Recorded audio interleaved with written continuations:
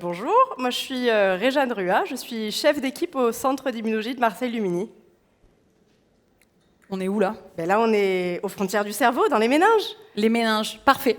C'est exactement ce que je cherchais, le problème vient peut-être d'ici. Pendant que je rétablis le courant, tu fais quoi toi dans la vie, Réjeanne? La version simple, je suis chercheuse en neuroimmunologie. En réalité, j'étudie comment le système immunitaire et le cerveau communiquent. Alors, le système immunitaire, c'est le système de défense de notre corps. C'est lui qui nous protège contre les microbes, qui réagit quand on se blesse, qui déclenche une inflammation. Bref, c'est notre système de sécurité. Et moi, j'étudie comment ce système dialogue avec le cerveau. Et ceci grâce à des cellules qui sont à la surface du cerveau dans les méninges. Donc, ce que je vais vous raconter ce soir, c'est effectivement cette histoire de communication aux frontières du cerveau. Parce que, contrairement à ce qu'on a longtemps cru, le cerveau ne vit pas isolé de ce système de défense. Il interagit en permanence avec lui. Et une grande partie de cette conversation se passe à sa surface, dans les méninges. Bon, alors, les méninges, ce n'est pas forcément ce qui intéresse les neuroscientifiques à la base, qui préfèrent les neurones, les synapses, mais pas vraiment les enveloppes qui les entourent. Donc oui, j'ai construit ma carrière sur quelque chose que personne ne trouvait vraiment sexy au départ. Mais je n'avais pas prévu de consacrer ma vie aux méninges. Moi, ce qui m'intéressait au départ, c'était les virus. En fait, des virus transmis du singe à l'homme. Des cousins du VIH, quoi. Bon, c'est pas le genre de phrase qui rassure en soirée. Et ce qui m'intéressait à l'époque, c'était la transmission. Et surtout, comment notre corps répond au virus.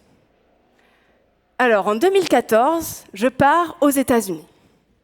Et là, je découvre la magie de l'imagerie intravitale.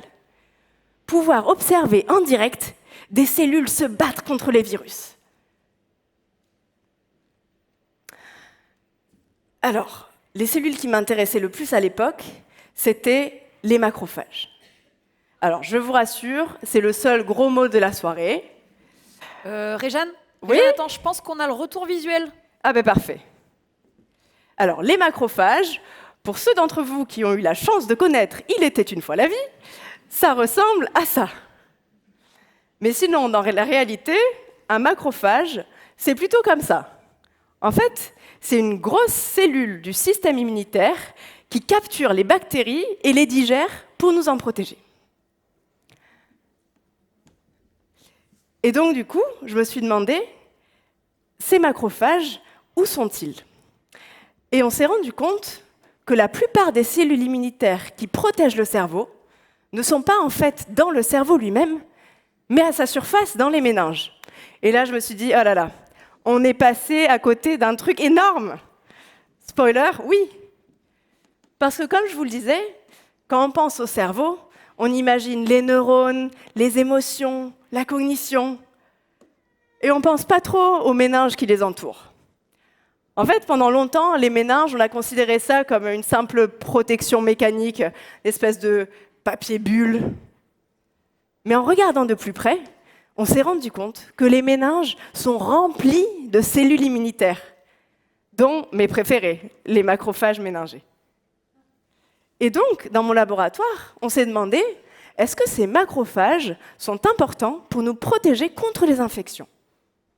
Et on s'est rendu compte que oui, ils sont vraiment positionnés de manière stratégique pour capturer les microbes avant même qu'ils pénètrent dans le cerveau. C'est un peu les physios de la boîte de nuit, en mode « toi, tu rentres, et toi, non, tu rentres pas ». Mais c'est pas tout. Pendant une infection, des cellules immunitaires arrivent en renfort. Eux, c'est un peu les gros bras, les videurs de la boîte de nuit. Et d'où viennent ces cellules? Pendant longtemps, on pensait qu'elles venaient du sang. Et en fait, on s'est rendu compte qu'une grande partie de ces cellules vient de la moelle osseuse du crâne. Et oui, votre crâne n'est pas juste une boîte, c'est aussi une réserve de cellules immunitaires.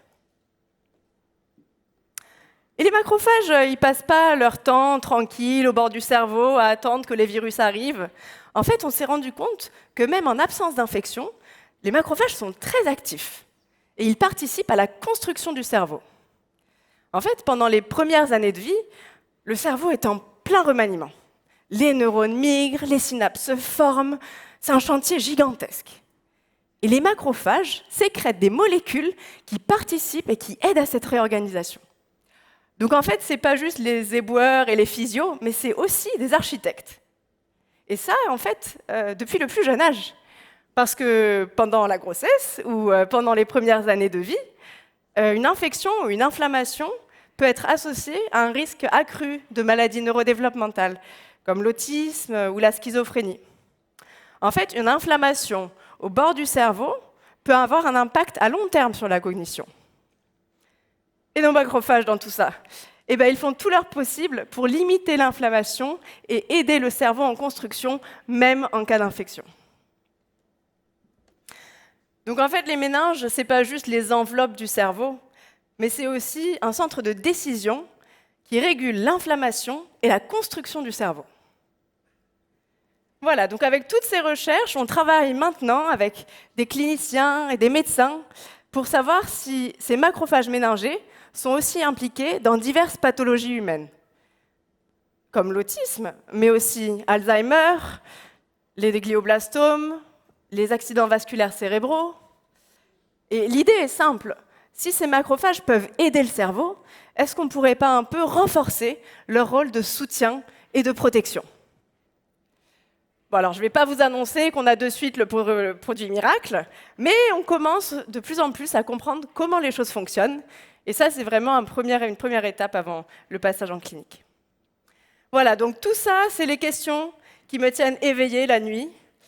Enfin, ça et les demandes de financement de projets européens. Parce que oui, moi aussi, je suis à la frontière entre deux mondes. Le monde de la recherche, puisque je suis chercheuse en neuroimmunologie, mais aussi la gestion d'une équipe. Et croyez-moi, monter une équipe de recherche, c'est un sport extrême. C'est un mélange d'adrénaline, de passion, de tableur Excel. Et oui, il faut faire des demandes de financement, recruter des étudiants, heureusement, brillants, mais accepter aussi que des expériences ratent magistralement et recommencer. Parce que oui, derrière la science, il y a des doutes, des idées complètement folles, des hypothèses qui s'effondrent, des expériences qui décident de rater juste le vendredi soir, mais aussi des succès qu'on fête, et on ne se lasse pas de tenter toutes les nouvelles tartes de la boulangerie. Donc oui, mon équipe et mes collaborateurs, c'est vraiment des gens incroyables. Sans eux, on n'aurait rien découvert. Donc pour moi, la science, c'est une aventure humaine avant tout.